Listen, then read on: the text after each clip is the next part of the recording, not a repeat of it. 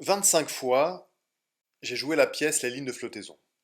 Une heure de monologue débité trop vite, une heure qui se réduisait à 50 minutes, donc sur un ton haché, nerveux, les épaules hautes.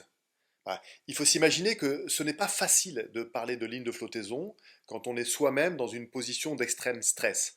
Parler une heure devant un public, même si on arrive à gagner 10 minutes en accélérant comme un malade, au risque, faute de pause, de perdre une partie de l'audible.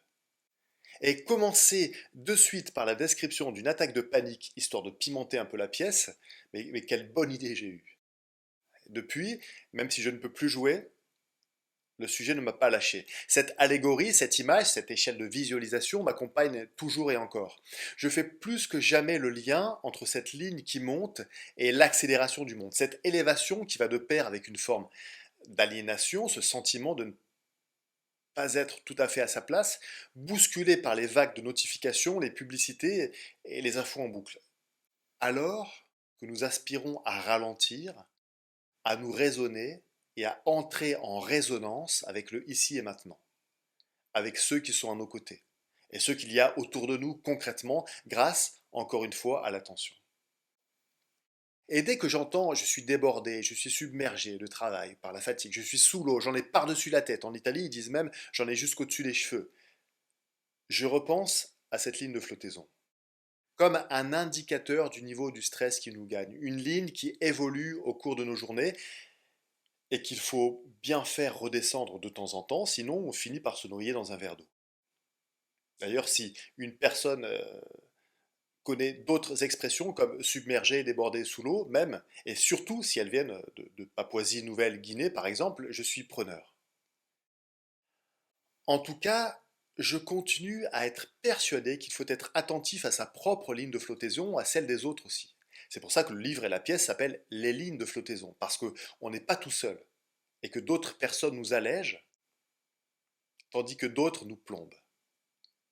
Jusqu'à couler, on va essayer d'éviter et faire tout le contraire même. Dans les prochaines semaines, j'aimerais vous embarquer avec moi, faire une visite de nos propres lignes et voir ensemble, autant que possible, comment les faire baisser.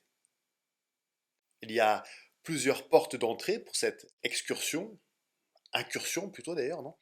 Nous n'allons pas tout faire en même temps, mais peu à peu, chaque semaine, tenter d'écoper, de mettre en place des moyens de réduire le niveau sans forcément réduire la voilure. Il n'y a rien d'ésotérique là-dedans, pas de lieu particulier où se rendre, pas de tenue spéciale à enfiler.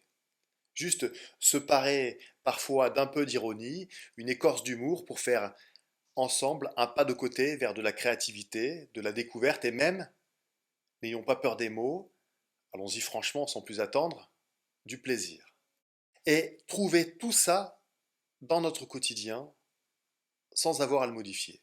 Si ça vous dit, restez attentifs. Chaque semaine, je viendrai vous distiller quelques lignes et quelques interlignes, une visite guidée en quelque sorte. Nous verrons comment notre environnement peut jouer en notre faveur, et bien sûr éviter le contraire, comment utiliser notre corps et nos sens pour rentrer dans un cycle vertueux afin de gagner encore plus d'attention. Parce que, bien sûr, oui, je continuerai à vous bassiner avec l'attention, cette fabuleuse interface entre nous et le monde. J'en suis tellement convaincu que j'en ai fait un slogan. Plus d'attention, plus de vie. Vous pouvez prononcer les S ou pas. Ça marche pareil. Merci de m'avoir écouté et à la semaine prochaine.